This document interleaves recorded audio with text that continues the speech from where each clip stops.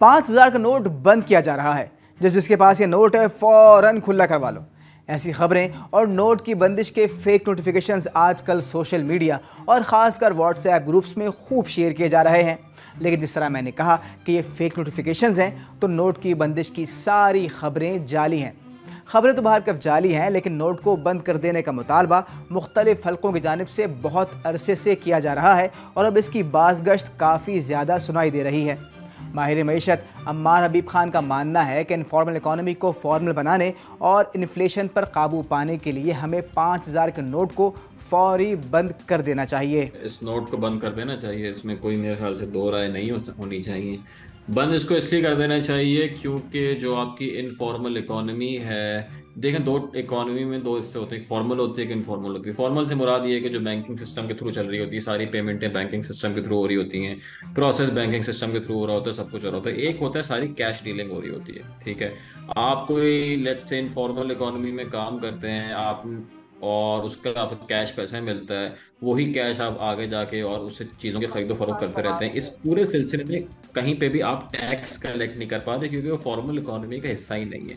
आप किसी भी दुकान पे चले जाएं, छोटी दुकान पे चले जाएं, मीडियम साइज दुकान या बड़ी दुकान पे चले जाएं, तो वहाँ पे जो है वो लोग ये कहते हैं कि जी कैश पेमेंट करेंगे या कार्ड के थ्रू पेमेंट करेंगे। कार्ड के थ्रू करेंगे तो कहेंगे यार इसकी ट्रांजेक्शन कॉस्ट ज़्यादा होगी, कैश के थ्रू करेंगे आसानी से हो जाएगी। कुछ रेस्टोरेंट कराची में ऐसे जो कहते हैं कैश पेमेंट करेंगे तो आपको जो है ज़्यादा डिस्काउंट मिलेगा, कार्ड पे नहीं मिलेगा। वो इसलिए मिलता है क्योंकि जब कैश पे आप पेमेंट करते हैं तो उनको अपनी सेल्स कम दिखानी पड़ती है, जब अपनी सेल कम दिखाते हैं तो टैक्स कम देना पड़ता है। इसकी एक और वजह यह है कि जब कैश इकोनॉमी बैंक में नहीं होता तो वो रीएलोकेट नहीं हो सकता। लेट्स से कि आप बोलते हैं कि यार हमें कोई बड़ी इंडस्ट्री लगानी है, हमें कोई ऐसा काम करना है जिसे हम एक्सपोर्ट कर सकें, उसके लिए आपको इन्वेस्टमेंट चाहिए होती है, सेविंग चाहिए होती है। बड़ी इंडस्ट्री को काम करने के लिए किसी बैंक के साथ ताल्लुक होना ज़रूरी है, आपने इंपोर्ट करना होता है, एक्सपोर्ट करना होता है, सारी चीज़ें करनी होती है। जब जब तक आपकी कैश की इकॉनमी बहुत बड़ी रहेगी तब तक आप कोई इंडस्ट्रियल काम बड़े स्केल पर नहीं कर सकते। एक और चीज़ इंपॉर्टेंट है, वो ये है कि जो भी इन्फ्लेशन होती है, अफरात ज़र होती है, वो भी ज़्यादातर कैश ही से बढ़ती है। जितनी ज़्यादा मार्केट में कैश होगा, जितना लोगों में कैश होगा, उतनी ज़्यादा उस चीज़ की डिमांड होगी मुख्तलिफ चीज़ों की, और जब किसी चीज़ की डिमांड बढ़ती है तो उसकी कीमत भी बढ़ती है। तो कैश को कम करने से, कैश को सिस्टम में वापस लाने से एक और जो इम्पोर्टेंट फ़ायदा होगा वो ये होगा कि आपकी इन्फ्लेशन भी आहिस्ता आहिस्ता कम होना शुरू हो जाएगी। पाकिस्तान से डॉलर की स्मगलिंग की वजह से पाकिस्तान में डॉलर का रेट काफ़ी ऊपर चला गया और पिछले कुछ दिनों के क्रैकडाउन के बाद इसमें काफ़ी कमी भी आई है।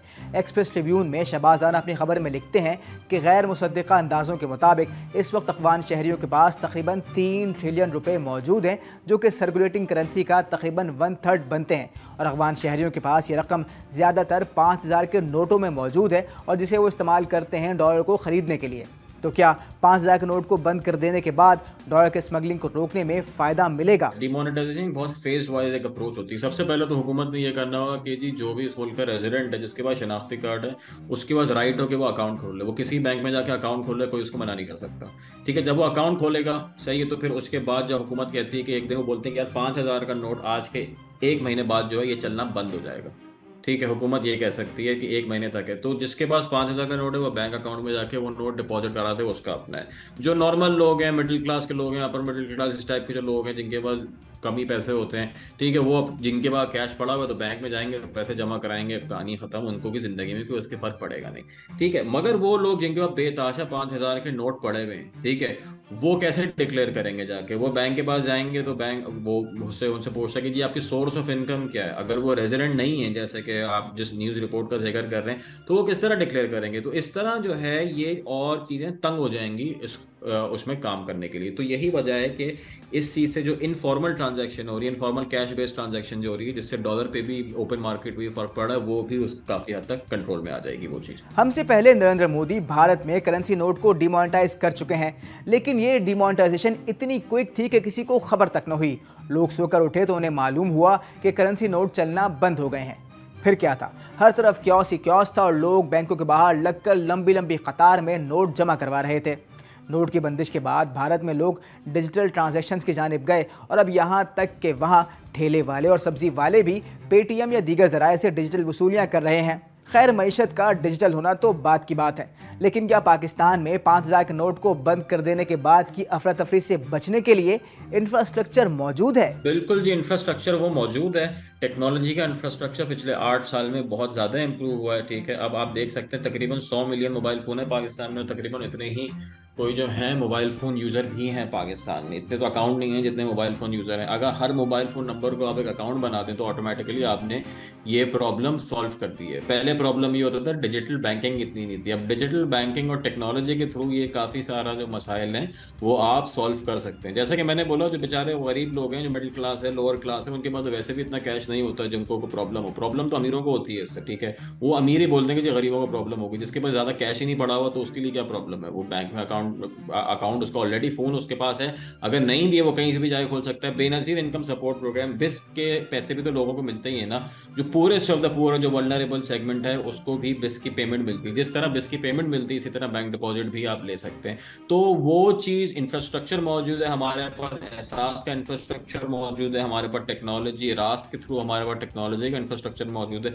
ये सारी चीज़ें हमारे पास मौजूद हैं कि ये डिमोनेटाइजेशन बहुत आसानी से हो सकती है अगर इसकी विल हो। 5000 के नोट की बंदिश से अच्छे खासे मसाइल हल हो सकते हैं, तो फिर बंद क्यों नहीं कर रहे? देखें, विल इसलिए नहीं है क्योंकि हो सकता है जो कि लोग नहीं चाहते डिमोनेटाइजेशन हो, उनके पास सबसे ज़्यादा 5000 के नोट हो। ठीक है, वो किस तरह डिक्लेयर करेंगे? इसी तरह आपकी हमारी इनफॉर्मल इकोनॉमी आ जाती है कि बहुत सारे लोग जो कि पॉलिसी बना रहे होते हैं वही लोग होते हैं जो सबसे कम टैक्सेस भी दे रहे होते हैं। इसका मतलब है कि उन्हें डिक्लेयर करनी पड़ेंगी चीज़ें, डिक्लेयर करेंगे तो उनको टैक्स देने पड़ेंगे। अगर कोई टैक्स नहीं देना चाहता उसका मैं और आप तो कुछ भी नहीं कर सकते। बड़े करेंसी नोट की बंदिश से मईशत तेजी से फॉर्मल होगी, लोग डिजिटल ट्रांजैक्शंस की जानिब आएंगे, जिससे यकीनी तौर पर टैक्स रेवेन्यू में इजाफा होगा और पहले से टैक्स देने वाले तनख्वाहदार तबके के लिए शायद टैक्स में कमी भी हो जाए, क्योंकि जो लोग टैक्स नहीं दे रहे वो टैक्स नेट में आएंगे तो टैक्स आदाब बासानी पूरे हो जाएंगे और नए टैक्स लगाने की ज़रूरत नहीं पेश आएगी। शायद बिजली के बिलों में लगने वाले टैक्स भी कम कर दिए जाएं, और अगर ये सब ना भी हो तो कम से कम मार्केट में गर्दिश करते जाली करेंसी नोट से आवाम को छुटकारा ज़रूर मिल जाएगा। मज़ीद न्यूज़ अपडेट्स और डिजिटल स्टोरीज के लिए सब्सक्राइब करें डॉन न्यूज़ पाकिस्तान।